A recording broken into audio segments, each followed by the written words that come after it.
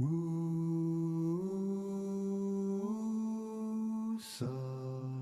wake up South Africa.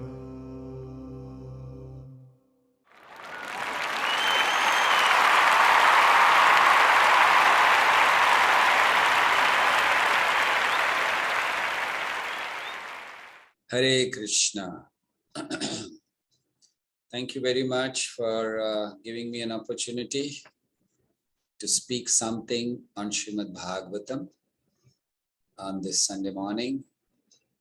And I'm sure all of you have been hearing from wonderful speakers about different aspects of devotional life. And sometimes you have to hear from a person like me also, so you understand that, sometimes when you see all good, you lose the value. So you need to go to the bad person also, so you understand the value of good.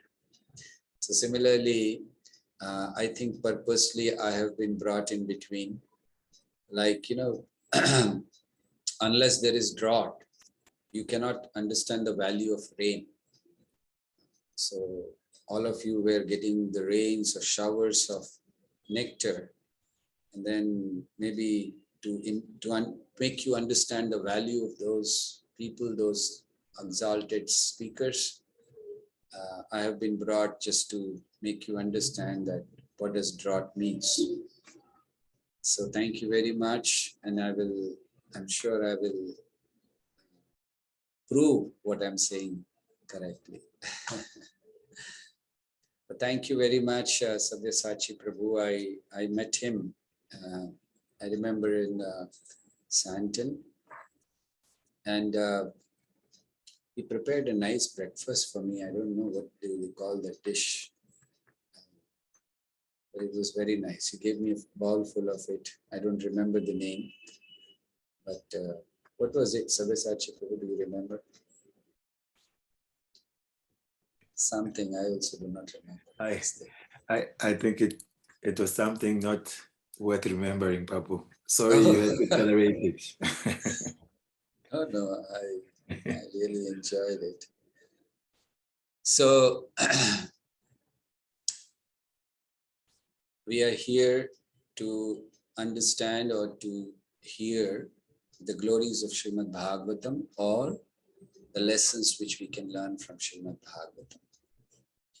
Srimad Bhagavatam gives us thousands of lessons. We cannot say few lessons or here lessons or that lessons. Actually, thousands of lessons. 18,000 verses. So at least 18,000 lessons we have from Srimad Bhagavatam, and much more.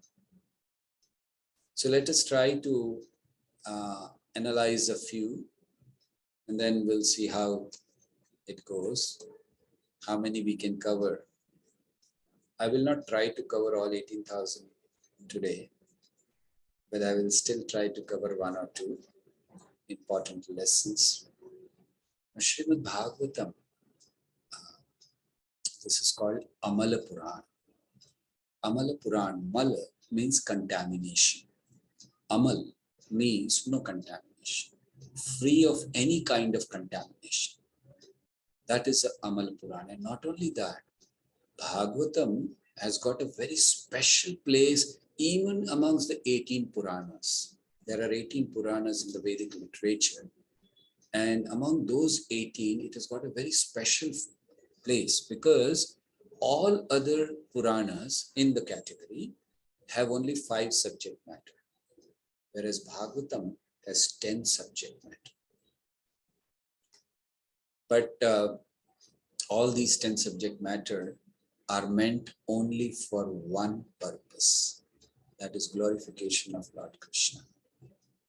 So this Bhagavatam, lessons which we are trying to learn from Srimad Bhagavatam, the purpose of Srimad Bhagavatam is only one and only one, and that is glorification of Lord Krishna. So in every word, every page of Bhagavatam, you can see that. So how Krishna is glorified? Krishna is glorified by mentioning about the creation of this world. How the creation takes place, that's a glorification of Krishna. You see how great Krishna is. We all know God is great. We hear it so many times. God is great. But how great is He? We come to know when we read Bhagavatam. So, Bhagavatam, the first thing which we can learn from Bhagavatam is that it's a glorification of Krishna, but glorification in what way?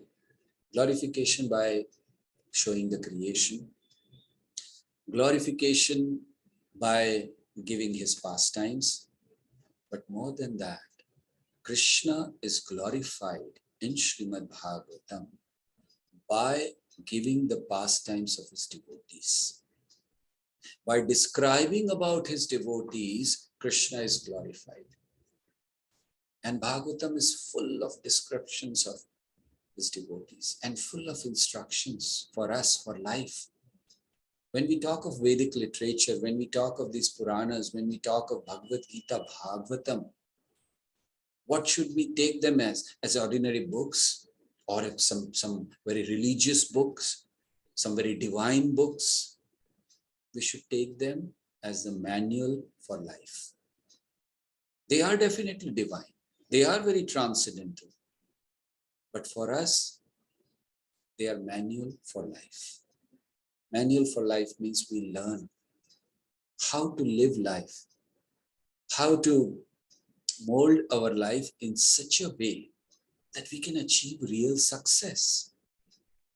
People are crazy about success.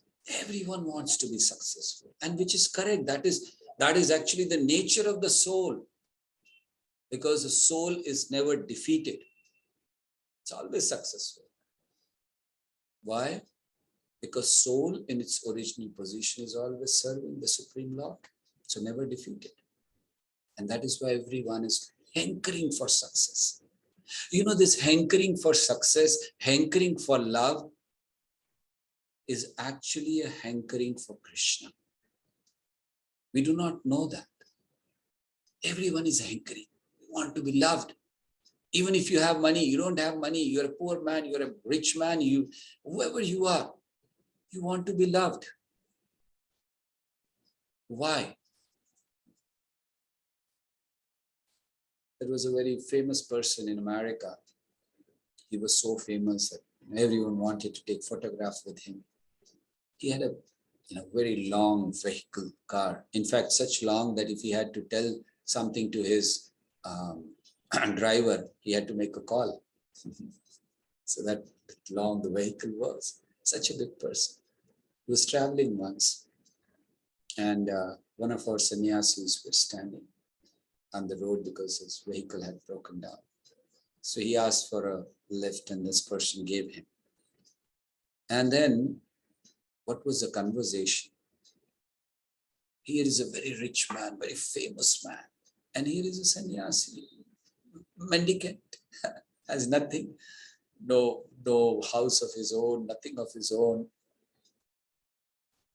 And this rich man told our sannyasi, I want to live like you. He said, this is what I want in life. Can you believe it?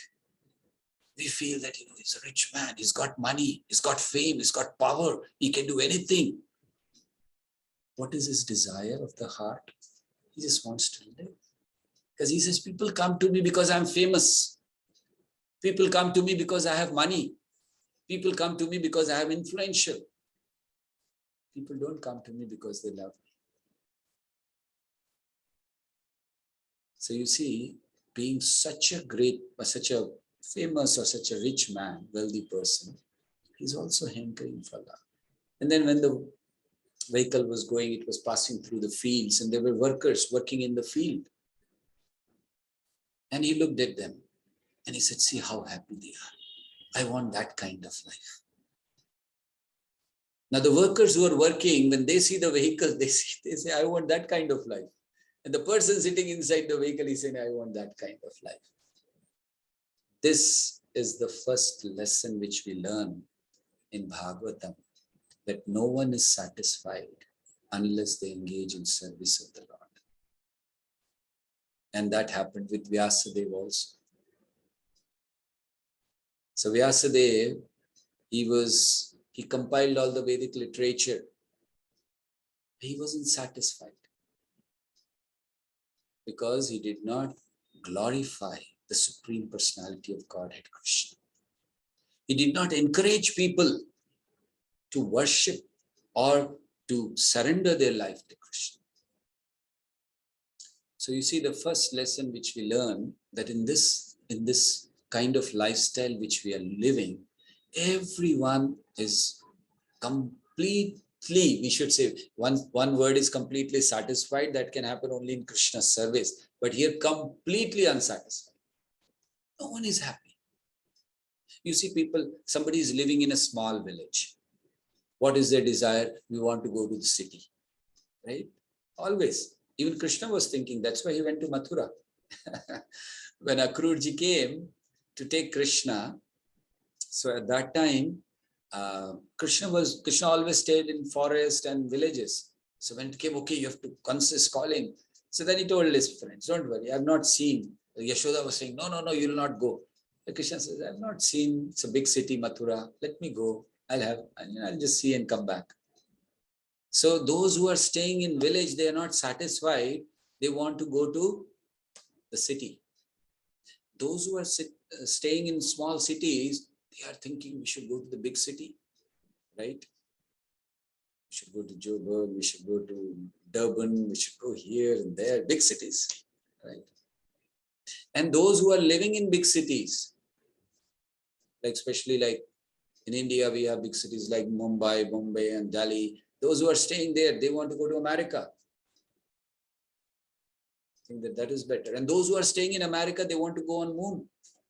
Nobody is satisfied. Wherever you are, you just want to go here and there. And this is because Bhagavatam teaches us this. That this world, this place, your lifestyle will always keep you unsatisfied, dissatisfied with anything, completely. You'll never be satisfied. Why you'll never be satisfied? Because you are not serving the Supreme Lord. The moment you come in touch with the Supreme Lord, the moment you come in touch with spirituality, you don't even know who is Supreme God. You just come in touch of spirituality and you just start chanting, meditating. You feel peaceful. Why is that? Why is meditation making you peaceful? What is the reason? The reason is that you are coming in touch or in connection, you're developing a connection with the Supreme. The purpose of life is not to develop connection with your body, connection with your society. The purpose of life is to develop an eternal connection. That connection which can never be broken. That is important. And if you don't do that, you'll be like Vyasadeva. So the beginning of Bhagavatam is that Vyasadeva compiled everything. He was not satisfied. And what happened? The spiritual master came, Narad Muni. And then he said, he very humbly presented himself to the spiritual master, saying that I think I have not glorified Krishna enough, and that's why I'm not satisfied after doing all this such big service I've done. I'm not satisfied. And Narad said, yes, you should glorify Krishna. This is the first lesson we take. That in this life, always be connected to the Supreme. In whatever way you can, in whatever way is possible. Do not waste your life just in accumulating things which will be taken away from you. Chanakya Pandit, who was a very great personality, scholar, Brahmana, he says very nice thing. He says, fools are those who give up the eternal for the temporary. Like suppose you catch hold of some grains of sand, and on the other side you have a diamond. So now because the sand is full in your hand, you're not able to take the diamond, and then you give up the diamond. No, sand is enough. What will happen? Diamond you have already given up, and the sand which is there in your hand will slip away very soon, and your hand will be empty. This is what Chanakya Pandit says. Fools are those who have given up the eternal for the temporary benefits. The purpose in life is not to go for the temporary things, for the short-term happiness. Go for the long term. Be intelligent, like Arjuna. When Arjuna surrendered to Krishna, what did he ask? In the second chapter of Bhagavad Gita, Arjuna surrenders to Krishna. And he says, Karpanya dosho pahata svabhava prichhami tvam dharma sammudha cheta yat shreyasyaneshchitam bruhi tanme shishyasteham shadhimam tvam prapanna. He's saying, oh my dear Krishna, I'm becoming a surrendered disciple. Shishyasteham. And what do I seek? What do I want from you? I don't want any short-term benefits. I don't want any short-term happiness. Yat shreyasyan nishchitam bruhi tanme. Tell me what is good for me for long-term benefit. Because short-term, again, I'll be begging you. Today I've come in front of you. Oh my Lord, give me this. And after that, after a short time, again, I'll be standing in front of you with both my empty hands. I don't want that. Give me something which will last for my life, and not just for life, after life also. So spirituality is such a connection to the Supreme that helps us gain something which is going to remain with us for a long time. And if you don't do that, you will not be satisfied. So Bhagavatam gives us this such a strong lesson in the very beginning, that the cause of your perplexities, cause of your miseries, everything is just one. You have lost connection to the Supreme. Like Srila Prabhupada used to give a very nice example of a fish taken out of water. If you take the fish out of water, you may provide fish everything, the best of the gadgets, the best of the facilities, the comfort, everything.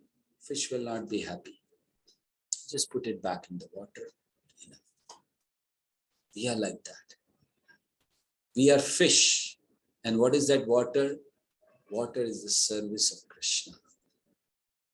So when we are put back into that, we are completely satisfied. So that is what one thing. So then what Vyasadeva did, after he felt this, he approached his spiritual master. That's the second lesson we get in Bhagavatam. That you're perplexed, you have no directions, you're facing failures, reversals in life, and you do not know the reason behind it. You're questioning, why is it happening to me? Many times we ask this question, why is it happening to me? The answers to such question should be asked to a person who's following the principles of spirituality, who's understanding this material world, this world from spiritual perspective. The material world can be seen by various perspectives. Intelligent person sees it from a holistic or spiritual perspective. So the person who is seeing that, the person who's following that, go to him, inquire from him. And that is what Vyasadeva did. So the problems of our life can be solved if we approach our elevated personality in spirituality. So that's the second lesson. And a very good lesson, because many times we fear to approach someone. Why? We have that ego. I'm great, I don't need anyone. But such great people also suffer. We had Mike Tyson, the greatest. He declared when he became the world champion, he said, "I am the greatest." And what happened to the greatest? He was suffering with Parkinson's disease. He could not even lift a glass of tea or cup of tea. That's, "I am the greatest." So we need to understand. We need to give that up and approach someone who can help us. Let me give you an example. I always quote this example of a pencil. Generally, a pencil contains lead inside, and outside we see just a piece of wood. So the manufacturer of pencil, when he manufactured it, he told 5 things to the pencil. He said, if you remember this, your life will be successful. And all these 5 are very good for us also. They are life-changing experiences we can have. Just 5 things. I'll just speak on one connected to what I'm speaking today. Another 4 you can find out yourself. The one is, he said to the pencil that you will have value in your life only if you are in the hand of someone. And that's true. We have pencil lying in the box, has no value unless somebody holds it and starts writing. Then the pencil becomes valuable.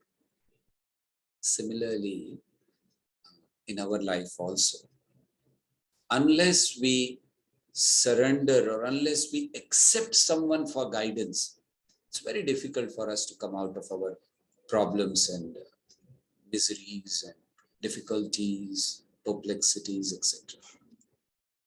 So we should definitely go. And how we should go? What is the way?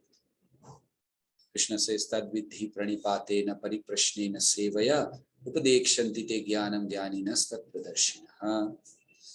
That you go to someone who has seen the truth and approach him in a very humble way, with an inquisitive mind and with a proper service attitude. These are the 3 gifts an obedient disciple gives to his spiritual master. Number 1, humility. Number 2, inquisitiveness. And number 3, service attitude. So these are the things which inspires a person who has seen the truth to share it with you. And that is why we should be very, very thankful to Srila Prabhupada for giving us this opportunity of associating with those who have seen the truth, of associating with those who can guide us on the right path. Guidance is very important. So then Narad Muni guided Vyasadeva, and then Vyasadeva wrote Srimad Bhagavatam. How is the beginning of Srimad Bhagavatam? What happened? What happened was that Parikshit Maharaj was a emperor of the entire planet Earth, not just what we call India today or some other countries. No, it was the entire planet Earth. He was ruling the entire planet. And then he went for hunting. We all know this. I'm just giving brief. We went for hunting, and then he was cursed by the son of a Brahmana because he disrespected a Brahmana. Now, a very, very important lesson which we learn here. Whoever you are, in whatever position you are, you may be a very highly elevated personality, but if you commit an offense, then you will not be spared. You will be punished. Parikshit Maharaj, just imagine, he went and he asked for water, and this yogi, this rishi, he was in meditation. He did not open his eyes. He was just thinking about Lord, and he got so angry that he took a dead snake, put it around his neck. It was so bad. Why did Parikshit? had to behave like this? Why Parikshit behaved like this? What was the reason?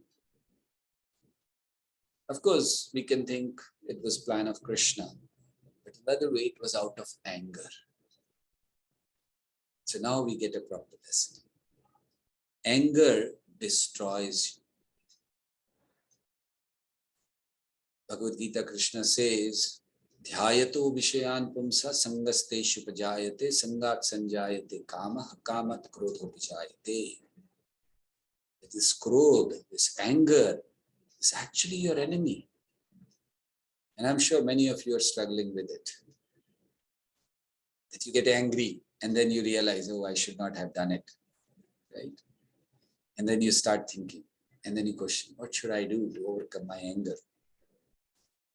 So anger is really an obstacle for us, especially those who are on path of spiritual life, especially those who want to be successful in life. Like we have example of Vishwamitra Muni. Vishwamitra, he was performing meditation, he was performing austerity, thousands of years, very strict. And then an Apsara came from the heaven. And this, her name was Rambha. So she came and she tried to seduce Vishwamitra Muni, tried to take him away from his austerity. And Vishwamitra Muni was very angry.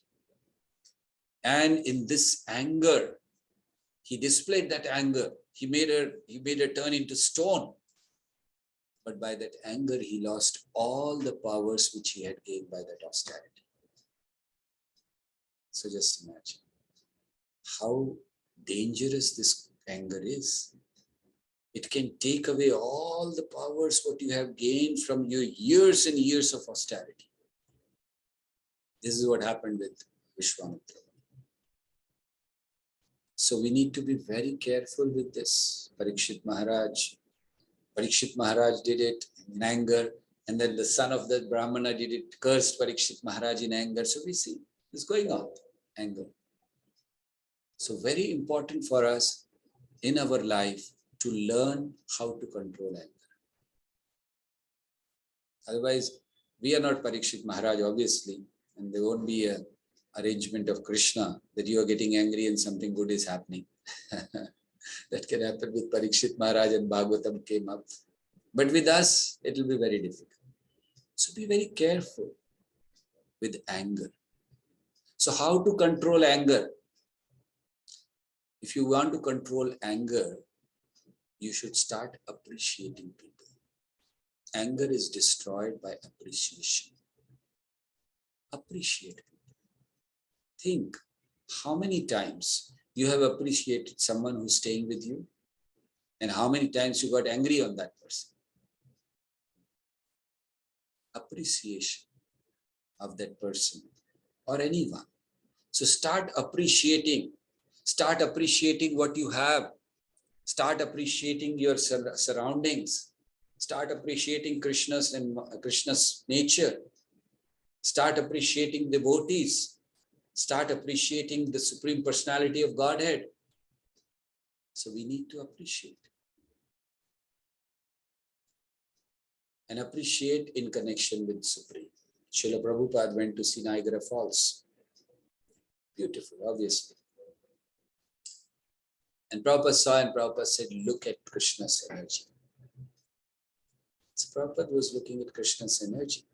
Everything in connection with Krishna. That's an important thing which we should understand. That control anger by appreciation. Control anger by increasing tolerance. Many times we are not able to tolerate. What are we not able to tolerate? We are not able to tolerate if anyone else is going ahead of us. We are not able to tolerate if someone gives us their views and I have some view and I want this to happen, but somebody is presenting, I don't even look at it. It may be good. I don't want to because it's not mine. Tolerance. What you have to tolerate? Krishna says you have to tolerate miseries and you have to tolerate happiness also. Matra sparshastu kaunteya shitoshna sukha dukkhada. So you have to tolerate. So when the first time I read, I said maybe there is some mistake. Because you can tolerate miseries, okay, fine, difficulties, but how to tolerate happiness? Is it wrong word used here? Tolerate happiness. Krishna is saying, how can it be wrong? So I was just wondering, how is it? Because if you tell me, yes, you have to tolerate, but only for some time, don't worry, this time will go, I'll do that. But if I'm happy, and if somebody tells me, tolerate, this will go, I'll be very angry. I say, how dare you say this will go? We don't say this, right? When somebody is suffering with some problems or some issues, like say somebody died in someone's house, the person is in miseries, in tears and crying. What do? We go there, we try to console the person. Don't worry, this time will also pass. Don't worry, things will be all right. But suppose somebody is enjoying, somebody has given a party because he's become successful, he's achieved something, and then he's enjoying, he's giving party, yes, and then you go there in the party, and he's a successful man, he has achieved something, maybe a medal, maybe or something, and then you go and put your hand on his shoulder, and very coolly you say, don't worry, this time will also pass. How will that person feel? So the thing is that appreciation of the people is a must. We should do it. At the same time, we should become tolerant. This will help us for controlling anger. And of course, we should go on taking knowledge. Prabhupada said, if you want to become humble, then you should take knowledge. And he gave example of a tree. He said, the tree without fruits is always standing straight. But the tree with fruits is always bent. So what is that fruit? That is the knowledge. So if you do not have knowledge, you are arrogant, standing straight. But if you have knowledge, you will bend, you will become humble. This will help us to control our anger, tolerance, humility, and of course, appreciation of others. So this is what we should do. We should try our best to develop such qualities. Bhagavatam has so many other, through the devotees, so many lessons Bhagavatam is teaching. You take any devotee, you'll get so many lessons. You take Gajendra, you'll get lessons. Gajendra is a very wonderful narration, a pastime of Krishna, where Krishna is teaching so many things in just one small pastime. Like Gajendra's story. I think I have time, right? I'm sorry, when I start speaking, I forget the time. So then, and all of you are on mute, so nobody will remind me. And I'll go on and on and on. No, it's okay, Prabhu. I'll be your timekeeper. I'm quite keen to hear Gajendra's pastime and what you have to say about it. So please go ahead. Are you keeping the time? Yeah, I'll let you know if we have about maybe 10 minutes left. So okay, so that's fine. So I have been given permission to speak for another 40 minutes. That's 10 minutes, sorry. So Gajendra's pastime is such an instructive pastime. We all know the pastime. I'm not going in detail, but let's try to learn. So Gajendra was a very powerful elephant, king. Gajendra was a king of elephants. Very powerful person. And then he was enjoying, he was coming from the forest and he came to the water. He wanted to enjoy. He had his wives, he had his children. And then in front of them, he wanted to make a show that see how powerful I am, what I can do in water. And he was splashing the water. And then suddenly he was caught by a crowd. Now let's replace, in this whole pastime, let's replace Gajendra with us. Stand there, right in place of Gajendra. We are also like that. We take birth, we are enjoying, life full of energy. I want to do this, I want to achieve this. Yeah? We enjoy, and we want to make a show like Gajendra was making. His wives are there, his children are there, and he was just making a show. See how powerful I am. It's so nice to make a show in front of your known people, that they should, wow, Prabhu, you are like this, oh, you are like that. We enjoy, very nice. So Gajendra was like that, and we are also like that. And what happens suddenly? Crocodile. This world is called Padam Padam Vipadam. Every step there is danger in this world. And this is what we see in Gajendra's life. He was enjoying.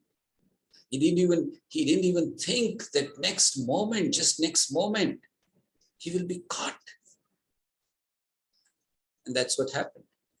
We are so busy in our life that we don't even realize, we don't even see the impending danger. The danger is coming. Crocodile is coming. We don't see, because we are so engrossed in our family life, in our social life, in our so many things. We feel that is important. That means we give importance to many things in our life, but not to that which should be given. So we learn that what are the things that should be given importance in our life. Gajendra forgot. He was just enjoying. And then he saw. So we need to be very careful while living our life. For all of us, there is Padam Padam Vipadam. Every step. Pada means every step. Vipada means miseries, troubles, anxieties, problems. We have it at every step. So be careful. Don't be like Gajendra and land yourself in a position where you're caught by the crocodile. And where was he caught? Not on the land, on the water, in the water, inside the water. And in the water, crocodile is very powerful. Prabhupada writes that a devotee should take care that he should not place himself in such a position where you become weak. So Gajendra was fighting. Now he was caught by a crocodile, and Gajendra was trying to save himself. First he thought, oh, I'm a king of elephants. I'll just throw him like that. He tried doing that, he couldn't. And then he tried, and the fighting went on and on and on for a very long time. Because Gajendra was trying on his own strength to fight crocodile. Now, this is what happens to us. We try on our own strength to come out of miseries, to come out of the problems of life. I have been caught. I find no other way for me, no way out. How can I go? But I still go on trying. But it doesn't bring any result. The only result for Gajendra was that he was becoming weak and weak and weak. And similarly happens with us. We lose faith. Becoming weak in devotion means what? Losing faith that God will help me. There is someone who is going to help me. We become weak. And we lose that faith. That faith, what faith? Which Krishna has given us in Bhagavad Gita. Beautiful verse in 11th chapter. Krishna says, Teshamaham samuddharta mrityu sansara sagarat bhavami nachirat partha maya veshita chetasam. He says, Tesham, to those whose hearts they have given it to me, to them who have surrendered to me, Tesham aham samuddharta. I will be delivering them. Tesham aham samuddharta. Mrityu sansara sagarat. From where? From this ocean of birth and death. I will come personally and deliver them. Krishna has given promise in Bhagavad Gita. I will come and deliver. Tesham aham samuddharta mrityu sansara sagarat. Bhavami nachirat partha. Not that it will be delayed. I will not delay. I will come immediately as soon as you are in trouble. But for those who have surrendered. So that is why Bhagavatam gives a very nice way that, whose shelter one should take. Gajendra had taken the shelter of his own power. And then when he could not fight, he was looking at his friends, he was looking at his wives and children, please save me. So he was taking shelter of them. Whose shelter should be taken? Whose shelter should be sought? We take shelter of money. We take shelter of power. We take shelter of powerful people. But unfortunately, we don't take shelter of Krishna. And Bhagavatam says, Samashritaye padpallavam plavam mahat padam punya yasho murare bhavam budhirvats padam param padam padam padam yad vipadam natesha. He says, Samashritaye padpallavam plavam. Those who have accepted the boat of the lotus feet of the Supreme Lord, they have surrendered. Samashritaye padapallavam plavam mahat padam punya yasho murare bhavam budhir. For them this ocean, the huge, vast ocean, it becomes so small, such a small puddle of water, as much as water can come in the hoof print of a calf, not even a cow. What's padam padam? So in this world there is padam padam vipadam, yes, but for not for those who have taken shelter of Krishna. So this is what we learned with Gajendra, that don't take shelter of those who themselves need shelter. Seek shelter of someone who really can give shelter. And there's only one, the Supreme Lord. He can give shelter. He doesn't need anyone's shelter. But all others, we need shelter. So Gajendra was trying to take shelter of his known people, his family. And then Gajendra kept fighting. So many years. Very long fight went on. Gajendra was just trying to come out. Ultimately, Gajendra realized, I cannot fight. My powers are finished. This is the point where we start our devotion, where we understand that I have limitations. I am not God, Supreme God. I have limitation. And I have achieved, I have reached my limitation. Now I need God. Like there was a nice story which I mentioned it many years ago. I always mention, I'm not going in detail, but story of a child who was being operated. And then the doctor, who was not believing in Lord, just after that operation, he believed so much so that before every operation, he goes in front of the Lord and says, my powers are limited, my skills are limited, my talent is limited. But if you want, you can save this person. And that's true. Doctors try their best and are not able to save. The best of the medical facilities, the best of the doctors, everything. It's not possible for a person to be saved. Who saves a person? It's the Supreme Lord. Take shelter of Supreme. So here we learn from Gajendra. So first of all, we are so engrossed in that we don't realize the impending danger. And when we are in danger, we don't seek shelter of the Supreme. So Gajendra was trying for long. Finally, he realized. So then we come to this position where we realize that I cannot do on my own. And then we take shelter of the Supreme as Gajendra. He remembered. Gajendra was a very great devotee in his past life, King Indradumna. So he remembered that, oh, I had offered prayers. I now remember. I remember I was worshipping the Lord. Now, this is a very important instruction of Srimad Bhagavatam, that whatever you do in spiritual life, it will never go in vain. It will never be wasted. At a time when you require it the most, you will get it. And this is what happened with Gajendra. He had performed it in his last life.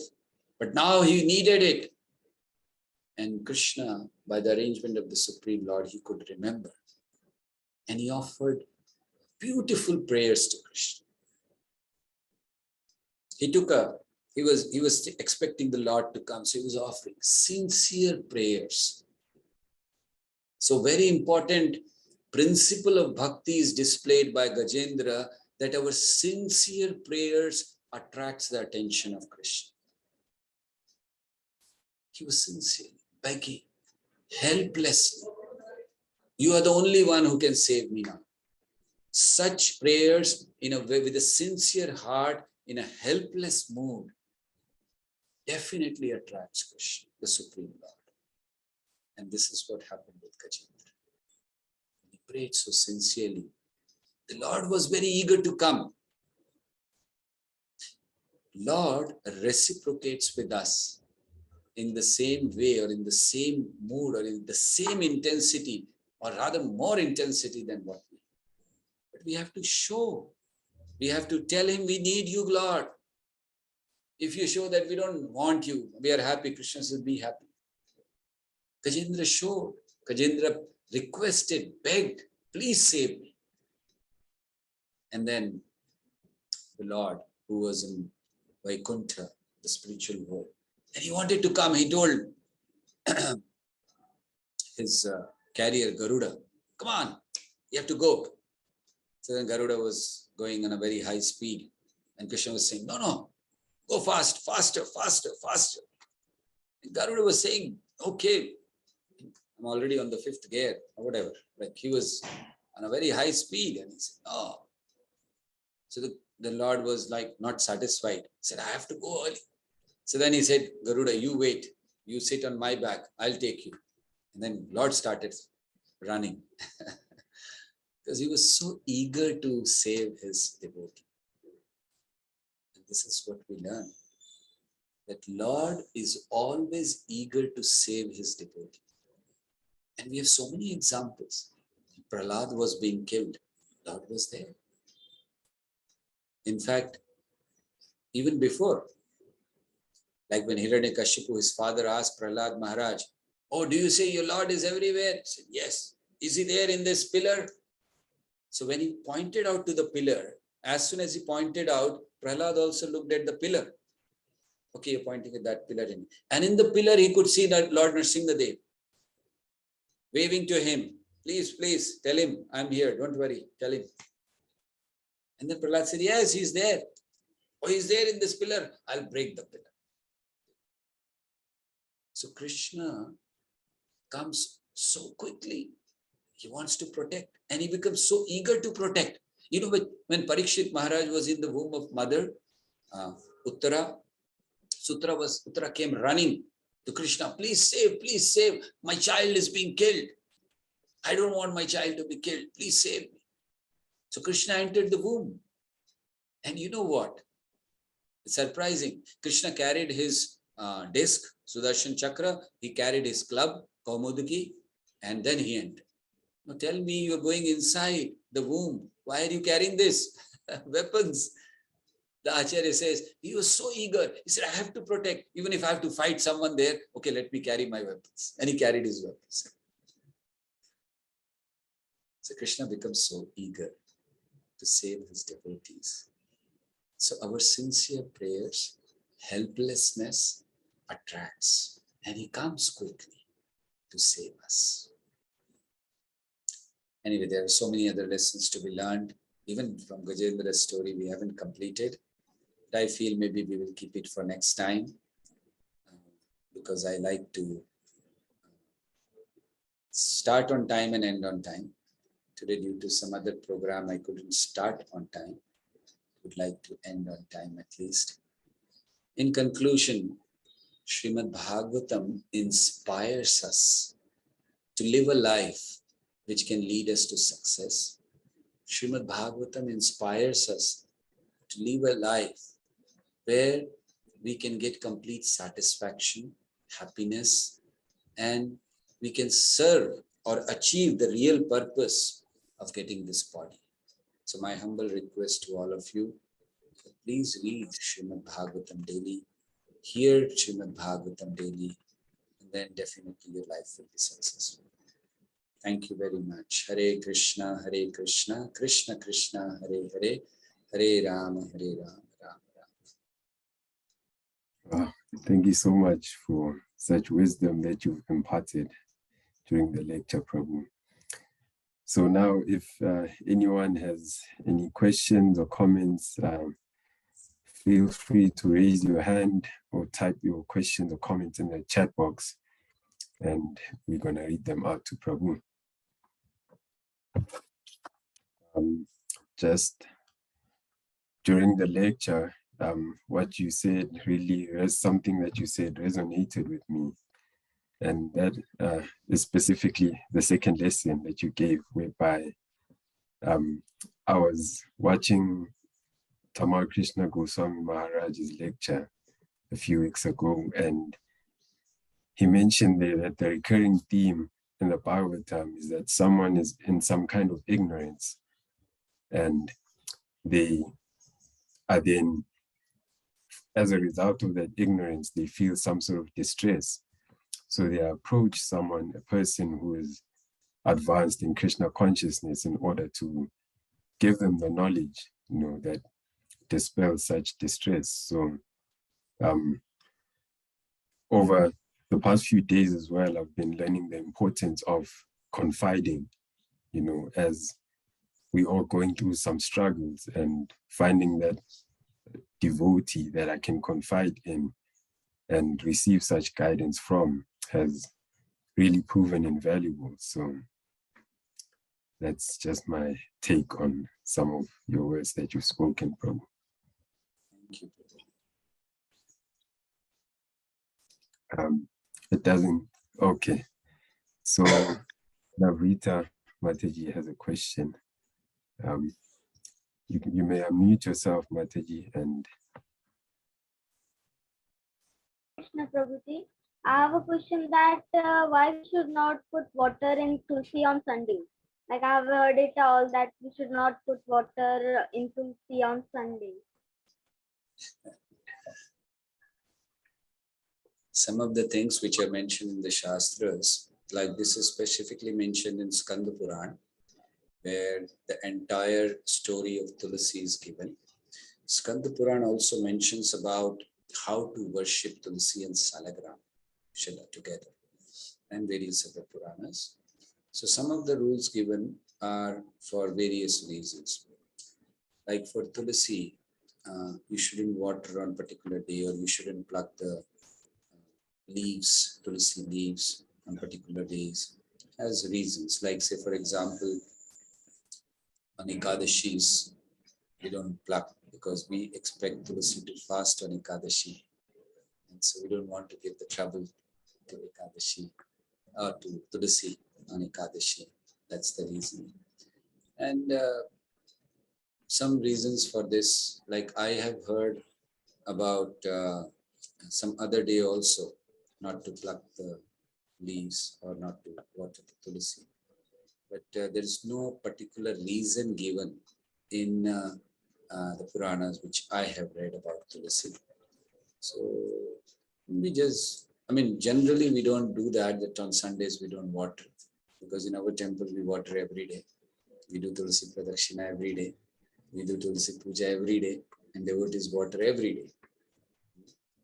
So it's not a very prominent rule given in various Puranas. Some of the prominent rules given are different, like for plucking the Tulsi, etc. But these are not too much, so we do it every day. Maybe you can also do it, no problem. Our temples we do every day. Thank you. okay, so it doesn't seem like we have any more questions or comments. So I will now give a few announcements. I'd like to kindly ask that everyone stay for the duration of the announcements. So kindly visit, like, share, and follow WUSA social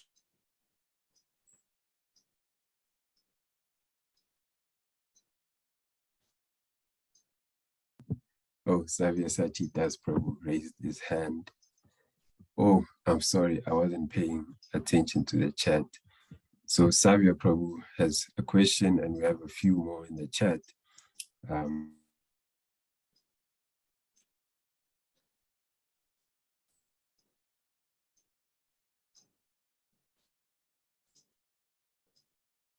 Please, Savya Prabhu, go ahead and ask. I wanted to just point out So- the question in the chat. Okay. That's why I raised my hand here. Okay, no problem, Prabhu. So Bafana Prabhu is saying,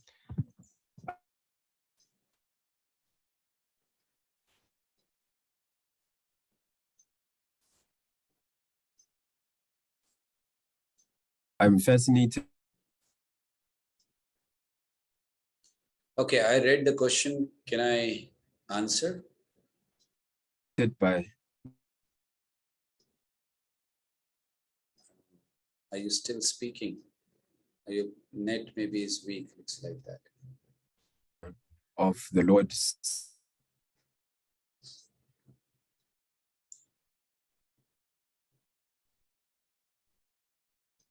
I think Sabyasachi's net is weak. Serving his devotees. I suppose it teaches higher level of service to the Lord and other devotees. Yes, Prabhu, you can go ahead and answer. Okay, so thank you for the question. Yes, Lord serving his devotees. So you suppose that it's bringing our attention of being of servant or always being service. That's one way of looking at it. The other way is the love. So Lord serving his devotee is, of course, for teaching us that we should give importance to service, but it is also for the love which he has. He cannot control, he cannot stop himself for serving devotees. He has such love for his devotees that, of course, on one side, he wants to teach to the world, like when in Mahabharata we hear, when Yudhishthira was performing the sacrifice, Rajasuya sacrifice, Krishna was there. Everyone was being given services. Okay, you do this, you do, Duryodhan will do this, Bhishma will do this. This was going on. And then when it came to Krishna, he said, I want to choose a service. So everyone, okay, my Lord, whatever you want. And he said, I would like to wash the feet of all the Brahmanas and devotees who are coming. So just see, he took that service on his own and he was doing that. And many, many sages came from all over universe, and Narad Muni went to Yudhishthira and said, do you know why all these sages have come here? So Yudhishthira said, it's obvious, they have come to see Krishna, the Supreme Lord. He said, no, he has not come to see Krishna. They have not come to see Krishna. And then, so they've come to see you. Who's that person for whom the Supreme Personality of Godhead is standing at the door and washing the feet of his guest? So they've come to see you.